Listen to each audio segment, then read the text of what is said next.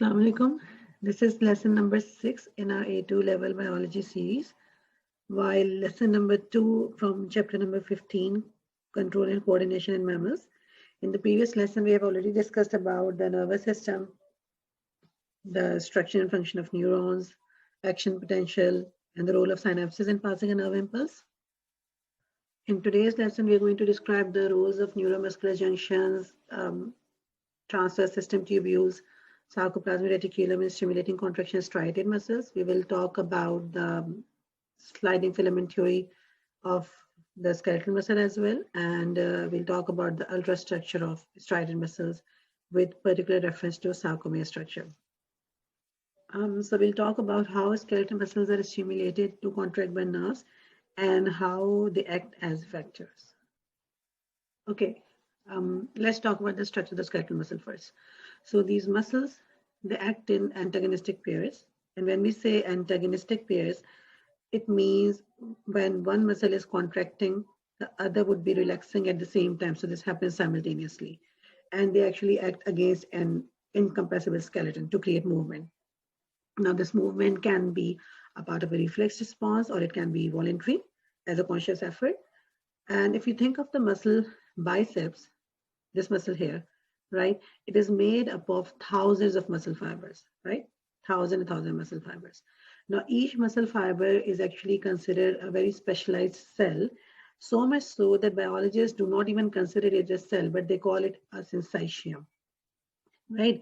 Because it's actually a single cell which contains several nuclei. So it's a multinucleated structure, which actually is formed during the embryonic stage of the fetal life, right? So it's a multinucleate structure, and it contains in it highly organized contractile proteins in the cytoplasm, which is surrounded by cell surface membrane, right? Now, the reason for it calling a syncytium is that looking at the function that a muscle performs, right? A single nucleus would not be able to control a cell which is actually that long. So thinking about the length of the muscle fiber, because RNAs, the proteins, the signaling molecules, they cannot diffuse such great distances fast enough for effective cell homeostasis, right? So that's the reason that multiple nuclei would do that job in a much better way as compared to a cell which has a single nucleus, right? And it would be also better if you could relate this same concept to the surface area to volume ratio that you've already studied in AS level, because this surface area to volume ratio, it gets smaller as the cell gets larger. So if the cell grows beyond a certain limit, so you can imagine the material that is there, it will not be able to cross the cell surface membrane fast enough to accommodate the increased cellular volume, right? So that's the reason for this muscle fiber being called a syncytium and being a multinucleated structure. Okay, so this is a muscle fiber, this whole structure that you see here. Now, the outermost membrane is known as a sarcolemma, right? It's a cell surface membrane, but in case of a muscle fiber, it is known as a sarcolemma, right? And inside the cytoplasm is what we call as sarcoplasm, right? Then it also contains many endoplasmic reticulum, which in this case are called as sarcoplasmic reticulum, right? So this is a basic structure. You can see the sarcolemma. This is the sarcoplasm, right? It contains many sarcoplasmic reticulum as well, which we will look at in the other picture. But look at the structure and pattern. So look at the striated patterns here. So these are all in stripes, and they run parallel to each other. So each muscle fiber actually consists of many myofibrils. So you can see this is one myofibril, this is another myofibril, and they run parallel to each other. Okay, so this is a highly magnified edge of a muscle fiber that you're looking at here. So this is a sarcolemma, the cell surface membrane.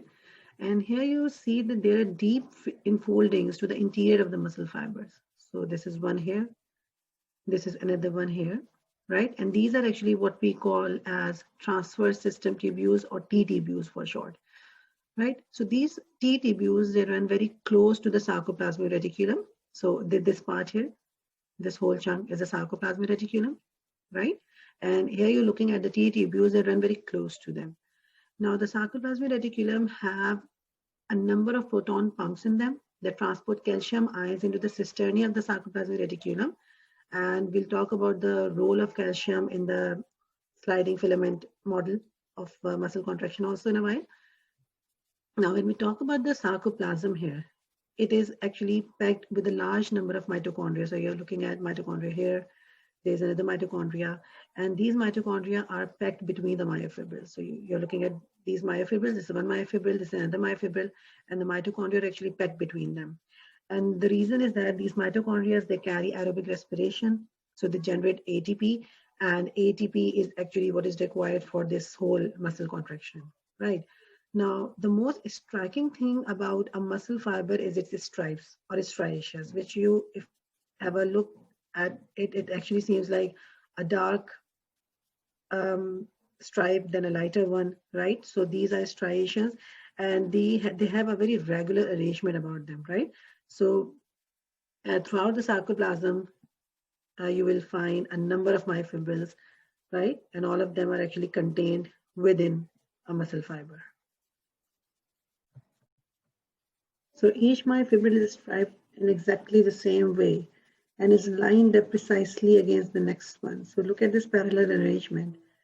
And if you look with an electron microscope, it is possible to see that each myofibril itself is made up of yet smaller components, which are known as filaments.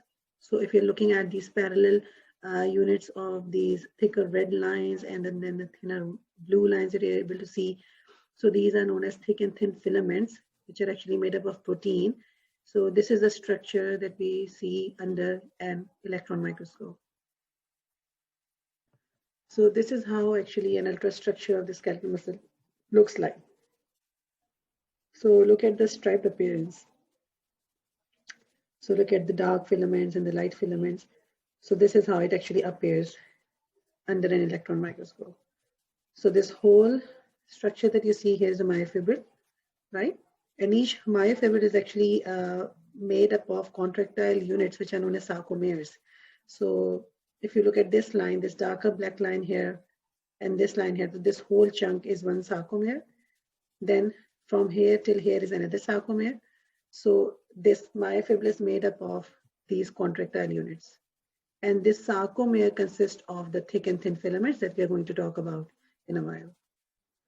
Okay, so these thick filaments are actually made up of myosin, while the thin filaments, the one that you're looking at here in green, these are made up of actin, right? So these are two proteins which form these thick and thin filaments, and these are the ones which actually give it a stripy appearance, right?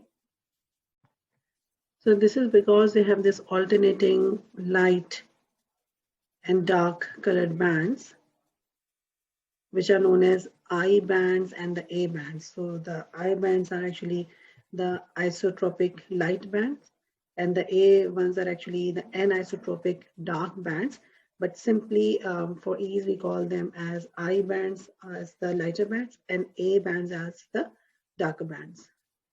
So these lighter regions, which are known as I bands, the ones that you're looking at here, they only contain thin actin filaments, right? So they only contain thin actin filaments, I bands here. So you're looking at one over here, these blue chains that you're looking at, and the one at this part here also.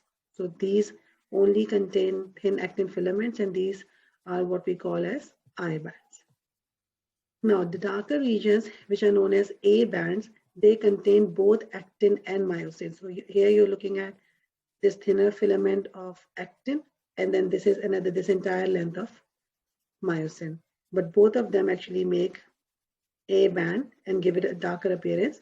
So they contain both actin and myosin filaments, right? So this is what constitutes the A band, actin plus myosin.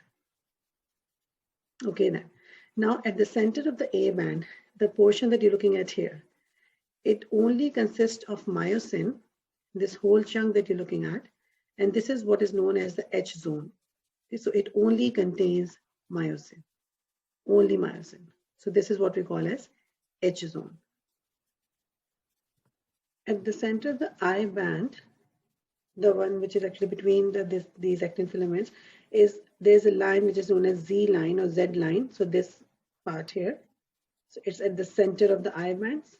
So this part here and this part here, this is what is known as a Z line or a Z disc. So you can have a look here also. So this complete is an I band, and this is the Z line, which is in between this, right? Here's another one. So it is also known as Z disc because myofibril actually is a cylindrical structure, right? So if you look at a cross section, so it looks like a disc. So these are known as Z lines or Z discs. So if you look at the distance between the two adjacent Z lines, starting from here all the way till here, so this is what makes one repeating unit of a myofibril, which is known as a sarcomere. So have a look here. So this part here, this Z line connecting to this Z line. This whole makes one repeating unit of a myofibril, which is known as sarcomere. So in summary, we can see that these sarcomeres are comprised of several distinct regions. So here you're looking at this electron micrograph of a myofibril, and this is again a diagrammatic view of the same, right?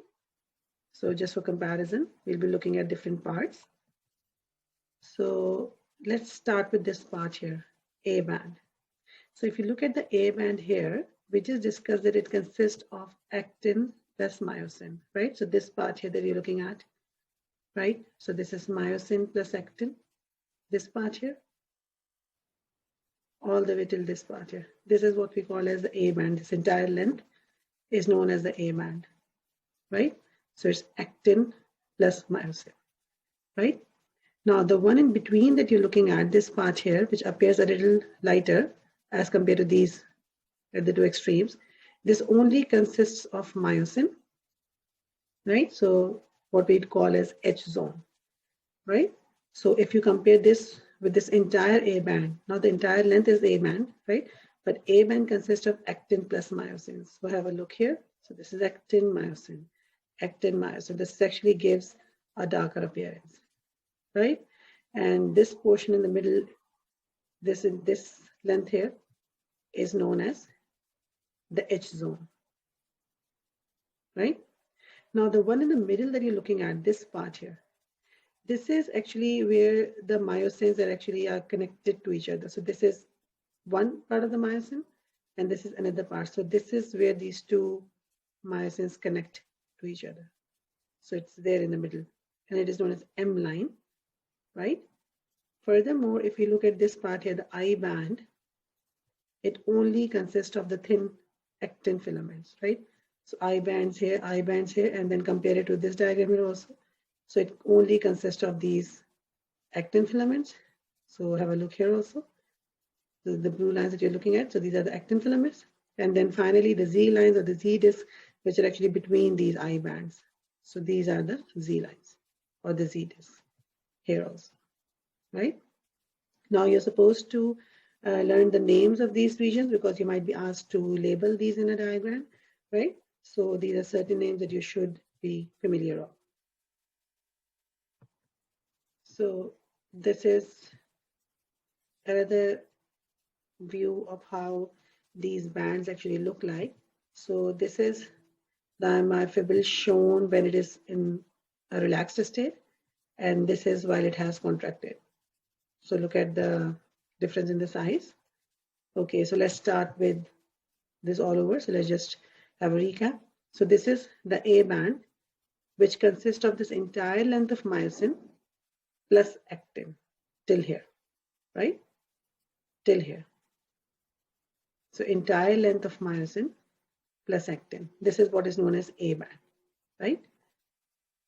Okay, so right now we're looking at the structure of a relaxed muscle, this part here. Okay, now look at the I band here. So this I band only consists of the thin actin filaments. So the ones that we are looking at here. So this is entirely actin till here, entirely actin, right? Then comes the M zone, M line actually. It provides this point of attachment for the myosin fiber. So this is myosin, right? So it actually acts as a point of attachment of myosin fibers as they are coming from the opposite end. So this is one end, this is one part, and they're connected to this M line, right? Then look at the Z line here. It is in between the actins, right? So this red line here, if you follow it, so it falls in between the actins. So actually Z line provides a point of attachment for the actin filaments, right? Okay. And finally, the H zone, which only consists of myosin. So this part here from here, all the way till here, only myosin. So this is what constitutes the H zone. So remember, right now we're discussing the relaxed muscle. So we'll just compare it with how it changes when myofibril actually contracts. Okay, so let's start with the A band. So just have a look. Let's just compare the A band of this contracted myofibril to the A band of this relaxed myofibril. So see, nothing happens to the length of the myosin, right? It remains constant. So A band remains constant, right? But look at the actin filaments now. They've actually come close to each other, right? So look at the distance. This was the distance first when they were relaxed, right? And look at the distance now, right? So these are the actin filaments, right? Which have actually shortened or contracted, right? Okay, then have a look at the Z lines here also. So same has happened to them also, right? So the distance actually has also become half of the I band. So look at this part, right? And then have a look at the H zone also. This was entire myosin in the relaxed state, this part here.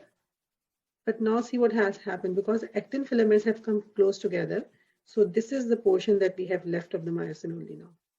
So this is the H band, only myosin, right? The I bands have also shortened. The H band has also shortened, right? A band is constant, right? And so this is actually what happens to the sarcomere as it shortens with contraction. So look at the size. This is how it was in a relaxed state. This is how it is in a contracted state, right? So have a look here also. Compare this size with this one in the relaxed state. See?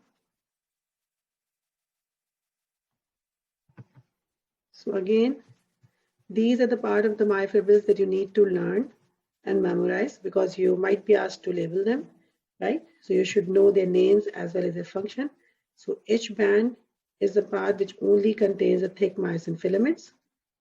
The I band is the area which only contains the thin actin filaments. A band contains areas where only myosin filaments are present and areas where myosin and actin filaments overlap. So it's the entire length of myosin and plus the area of actin which is overlapping it, right? The M line is the point of attachment for the myosin filaments. The Z line is the point of attachment for the actin filaments. And then sarcomere is a section of the myofibril between the two Z lines, which actually forms this contractile unit of this myofibril. So let's just have a recap about what a sarcomere is. So we know that muscle fibers are made up of millions of myofibrils, which collectively bring about a force to cause movement. And these myofibrils are made up of two key type of proteins, which are known as myosin, this part here, and actin, right? And these collectively form a sarcomere. So here also you're looking at the sarcomere, right? So this is the M line, which is a point of attachment of the myosin, right? You're looking at the thin filament actin and the thick filament myosin, right? You're looking at the Z line here, right? Okay, now this diagram is important. Now, if you're given a cross section, right, and it looks like this, so it simply means, and you might be asked to label it. So remember, this part is actually what we call as the A band, right? Why we are calling it as the A band? Because remember, A band consists of the entire length of myosin plus actin. So this cross section is actually a part of this area here because it contains actin plus myosin. So look at the blue dots and the red dots. See, blue above and the red here in between. See, so just like this arrangement here. It's actin, myosin, actin, myosin. So this diagram here actually is of the A band, actin plus myosin, right? The one in the middle, this one that you see here, right? This is the H zone, means it only contains myosin. So look at this part here. So it only contains myosin. So this is a cross section of only myosin or the H zone. So this is the cross section of A band. This is the cross section of H zone. And now look at this part here. It only contains these the I bands, which are the actin filaments only. So this portion is the cross section of this part only, right? So this is how the cross section of an I band would look like. Cross section of an H band, H zone, and cross section of an A band. So this is how these two proteins, actin and myosin, look like. This is actin. So it has this globular appearance and it's like twisted in chains. So this is how actin looks like. And this is myosin. So this is a myosin fiber and it has this globular, this fibrous head also, this bulbous head, right? So it appears as fibrous, having this bulbous head. So this is actin. This is how myosin looks like. So these thick filaments, right? They are composed of many molecules of myosin, right? Which is a fibrous protein with a globular head. So here looking at this head here, this is also an enlarged diagram here. So this is a myosin molecule consisting of this globular head.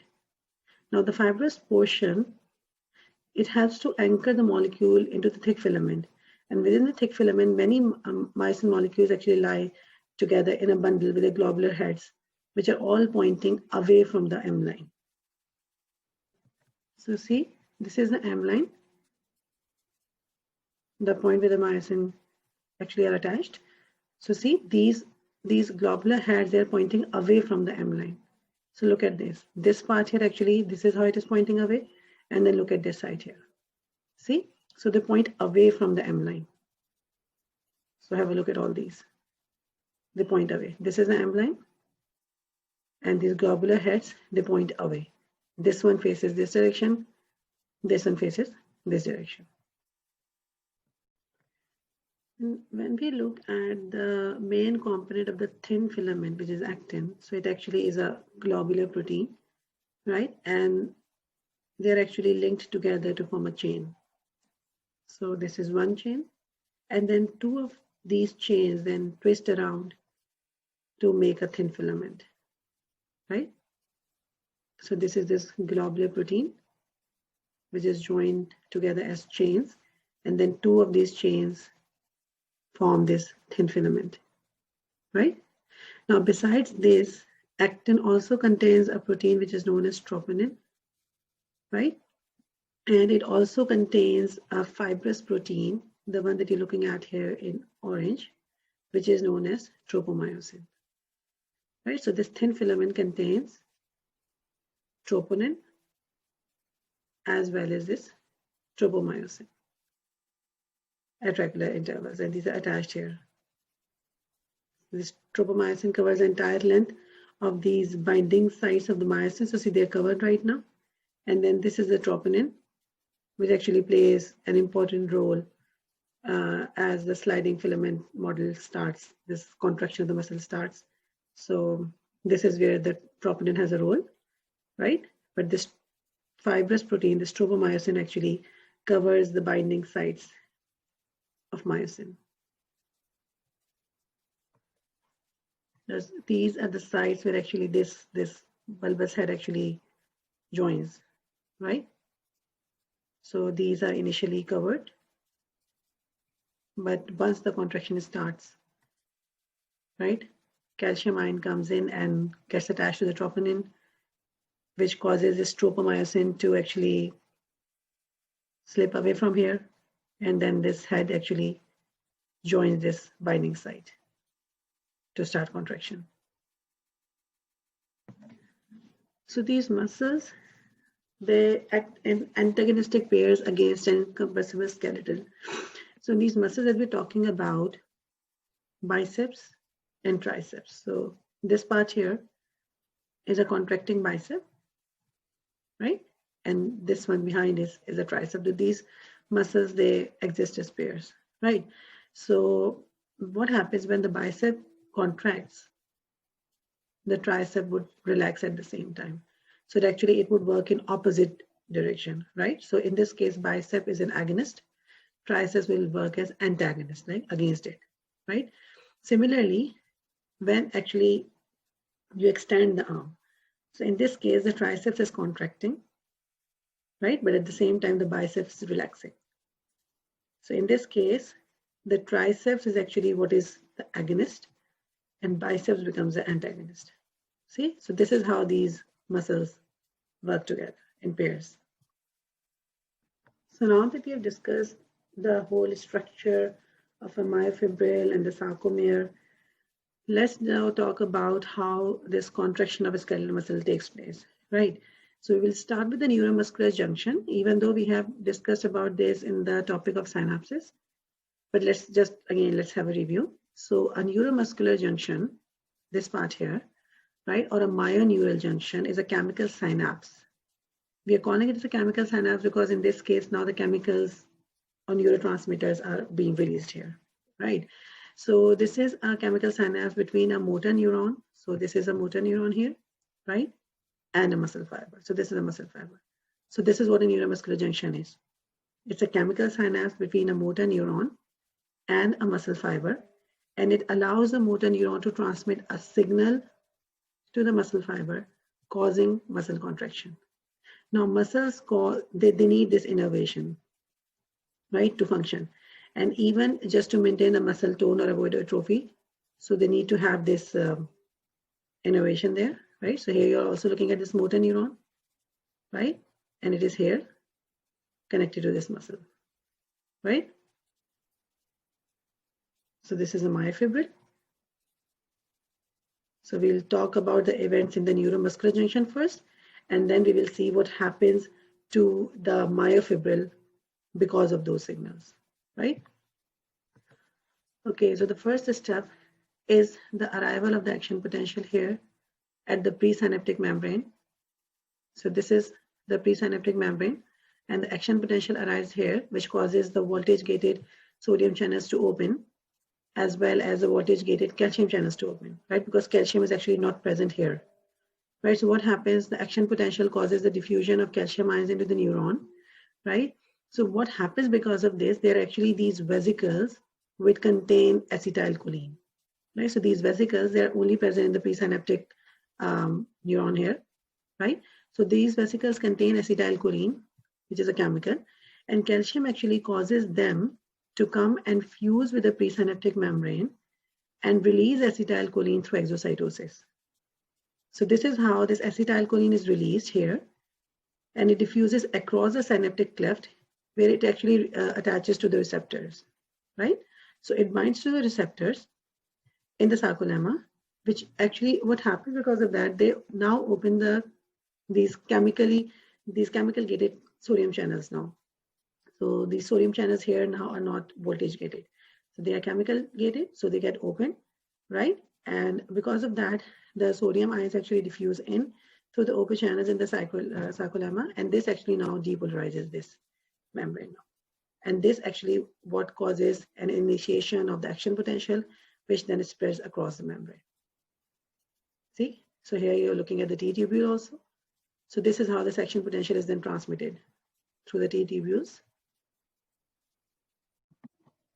So if you recall from our previous discussion about the structure of the muscle fiber, these T tubules run very close to the sarcoplasmic reticulum.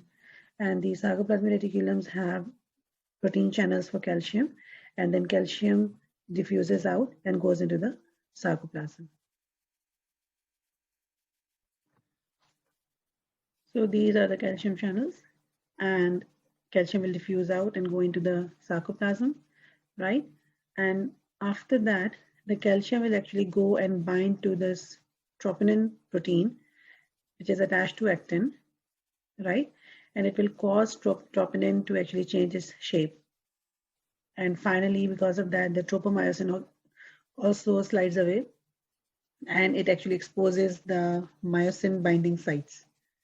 So all of this process of contraction starts from this attachment of calcium to the troponin. So according to the sliding filament theory, energy for the movement comes from ATP molecules that are attached to the myosin heads, and each myosin head is an ATPase. So when an action potential reaches a muscle, it stimulates a response, right?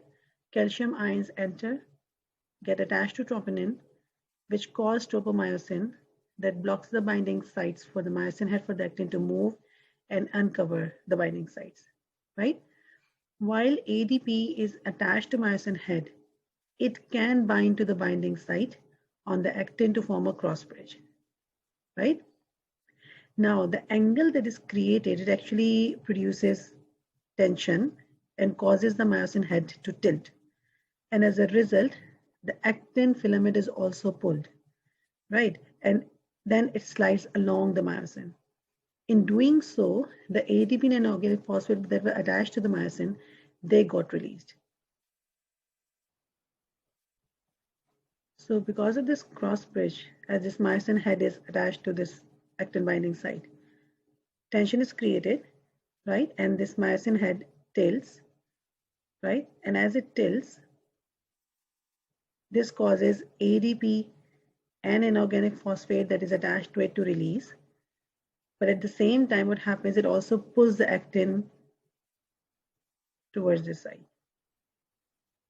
And the same happens here. This would also tilt, right? ADP and inorganic phosphate would release. And at the same time, the actin filament will move to this side. So this is what causes the shortening of the sarcomere during contraction. After this, an ATP molecule will attach to the myosin head and it will cause it to change its shape slightly. And because of this, it will be detached from the actin. Now, within the sarcoplasm, there's an enzyme which is known as ATPase, and it is also activated by calcium ions. So it hydrolyzes ATP on the myosin head, again into ADP and inorganic phosphate, and this releases enough energy for the myosin head to return to its original position.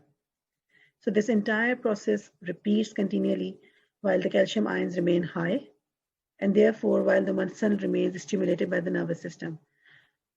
But the moment the action potential stops, the calcium ions diffuse back into the sarcoplasmic reticulum. So just to recap, calcium ions come and they attach to protein troponin, causes them to change the shape, right? And then causes the tropomyosin to actually slide away and exposing the binding sites, right? And here you're looking at myosin head, which has ADP and organic phosphate attached to it, right? The myosin head then forms a cross bridge with the actin. And then during the power stroke, this myosin head bends, ATP and organic phosphate, they get released, but at the same time, actin will be pulled this side.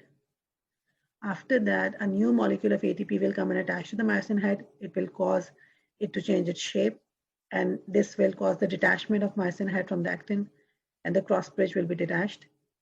And finally, ATP is hydrolyzed to ADP and phosphate, which then returns the myosin to its original cocked position. So this entire process is the sliding filament theory of muscle contraction. So now if you compare these two diagrams, so this is the relaxed version of a sarcomere and this one is a contracted, right? So this whole process of sliding filament contraction, it causes the actin filaments in one sarcomere being pulled in opposite direction, like this one is pulled this way, this one is pulled this way. So they come towards each other and see how they look like in a contracted stage. So as filaments slide past one another, this causes the whole sarcomere to shorten, right? And this is the process which is known as sliding filament model. Okay, so we know that ATP is required for muscle contraction. So where does it come from, right? So there is a very small quantity of ATP in the muscle while they are in the resting state. But what happens, but as the contraction starts, this is actually rapidly used up, once the muscle starts to contract, this amount of ATP which is stored, it actually gets used up in the initial phase, right? Then, like if aerobic respiration is going on, so more will be made by mitochondria. So more ATP is produced by respiration, and again, aerobic respiration in the initial phases. But then, if there is no enough supply of oxygen and the ATP cannot be supplied fast enough, so in that case, ATP is then formed by lactic fermentation in the sarcoplasm, right? Besides these sources, muscles also have another source of ATP, which is known as, like, which is produced from a substance which is known as creatine phosphate. So this is actually stored in the muscles, right? So these stores of creatine phosphate is actually present there in the sarcoplasm, and it is the immediate source of energy once all the ATP that was already there in the sarcoplasm is used up, right? So this is now where the ATP will start coming from, creatine phosphate. So again, to make ATP, what would happen? Creatine phosphate would react with ATP, right? So you will be left with creatine plus ATP, right? Later on, what happens when the demand for energy has slowed down or stopped? So ATP molecules which are produced by respiration can then again be used to recharge the creatine. So what will happen now? Because this creatine was still there, it will react with ATP and we will again have creatine phosphate plus ATP. See? But in the meantime, when the energy is still being demanded by the muscles and there is no ATP spare to regenerate the creatine phosphate, now what will happen? This creatine is converted into creatinine and then it is excreted in the urine. So this graph is actually showing us energy sources which are used in the muscle at high powers, usually while you're exercising. So it initially shows you what happens with the initial 4 minutes of exercising. So have a look at this first part here, right? Like in terms of like percentage of total energy that is used. So the 100% of initial energy actually is coming from ATP, which is present there. As soon as one starts exercising, the ATP which is already present there. Whereas 100% of ATP is used, but see it is used in like the initial like 10 seconds maybe, like it's used there, right? But then you see this red curve there. So this is around 90% actually is coming from creatine phosphate, which is already there stored in the sarcoplasm. See? So it lasts for around 40 seconds, right? But then at the same time, aerobic respiration is also going on. So it actually is being made by mitochondria. So it can actually last, see? And then as the oxygen becomes less, right? And then this ATP can also be formed from lactic fermentation. So these are different sources through which ATP can be actually obtained. So now finally, let's talk about different types of skeletal muscles. So we have two types, slow twitch muscles and the fast twitch muscles, right? So these slow twitch muscles are actually required for endurance. So they contract very slowly. And these are the types of muscles which are actually used for posture, like for example, for the back, and works actually which where activities that require high endurance. So for long distance running, so usually it's also present in the calves, right? And so here what would happen that people would be able to work without experiencing fatigue, right? So oxygen is supplied to these muscles with large amount of blood vessels and mitochondria. So these muscles, they generally have very large amount of blood vessels and mitochondria, and energy is released slowly by aerobic respiration. And since they're rich in myoglobin, they appear reddish in color. So these are how the slow twitch muscles look like. And comparatively, the fast twitch muscles, they contract very quickly. So these are actually the muscles which are used for sprinting, like your leg muscles and hamstrings, right? And the eye muscles also. So they have a large proportion of these fast twitch muscles, right? So what happens, they are actually great for short bursts of power and speed, right? Energy is released very quickly by anaerobic respiration upon utilizing stored glucose, which is glycogen, right? So that's the difference between slow twitch and the fast twitch muscles, right? In these muscles, there are very few blood vessels or mitochondria, and they usually appear whitish in color because of the absence of myoglobin. So just for comparisons, let's just see these slow twitch fibers. If you look at the structure, they contain large stores of myoglobin, a rich blood supply, and many mitochondria. while the fast twitch are thicker, they have more myosin filaments. They have a large store of glycogen, right? A store of phosphocreatine to help make ATP from ADP, and a high concentration of enzymes involved in anaerobic respiration, right? Examples, fast twitch key here, they have given biceps, but remember hamstrings and eye muscles also are there.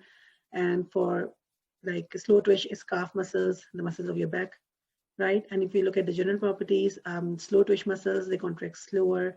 They can respire aerobically for longer periods of time due to rich blood supply and myoglobin oxygen store.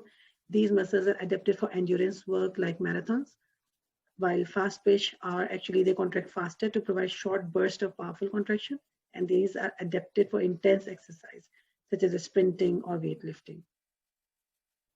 And finally, let's just recap the whole process from the start of events at the neuromuscular junction to the events in the muscle fibers, right? So initially what happens, an action potential arrives, right?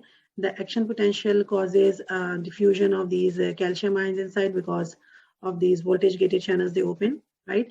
And what happens, these calcium ions, they cause these vesicles containing acetylcholine to go and fuse with this presynaptic membrane, and thus releasing these acetylcholine through exocytosis, right? What happens then, acetylcholine actually is released, it diffuses across the synaptic cleft, and then it binds with the receptor right here. It binds with the receptors in the sarcolemma, causing them to open channel proteins for sodium. So here sodium enters through these chemical gated channels, right? The sodium ion diffuses in through the open channels in the sarcolemma, right? And then what happens, this depolarizes the membrane. So here you're looking at this also. See, so this also depolarizes the membrane and then initiates an action potential, which later on spreads throughout this membrane. So here, this is what you're looking at, the T-tubule. So this depolarization of the sarcolemma spreads down the T-tubule. And what happens after that, the channel proteins for calcium ions open here, right? And calcium diffuses out of the sarcoplasmic reticulum. So here it is being diffused out, right? And then what happens after that, the calcium then binds to the troponin, and then tropomyosin moves to expose these myosin binding sites. So here you're looking at this, this is actin, right? So calcium would go and bind with the troponin, and then it will cause this tropomyosin to move, and the myosin binding sites will be exposed. And then after that, myosin heads will actually form cross bridges with these thin filaments, and the sarcomere will shorter. So here will be the myosin heads, right? They will get attached and they will start actually pulling these actin filaments, right? And this is what will cause them to shorten and muscle contraction to take place. So I hope you have understood the topic of the entire structure of the sarcomere, the myofibrils, and this whole sliding filament theory of muscle contraction. Okay, so this is question 7 from your book. So this electron micrograph that you see, it shows some parts of myofibrils in a striated muscle that is in a relaxed state. Okay then. So first they're asking us to name the parts which are labeled as K, L, and M. Okay, so if you look at this part here, this entire portion K, so this contains the entire length of myosin, right? So this is actually what we will be calling as the A band. Remember, A band was the entire length of myosin. Okay. Then they're asking to label L. Okay, so if you look at L, this portion here, this is where it starts from till here, this part here. So this actually is the lighter part, which is the I band, which consists of thin actin filaments only. So look at the difference. These are the myosin filaments, A band. These are the thin actin filaments, I band. And then they are asking us to label M. So now if you recall from a discussion that actin fibers are actually connected here at the Z disc. or Z line. So this L here that you see. So this is this entire length of actin, and this M, it falls in between. So this M is what is the Z line.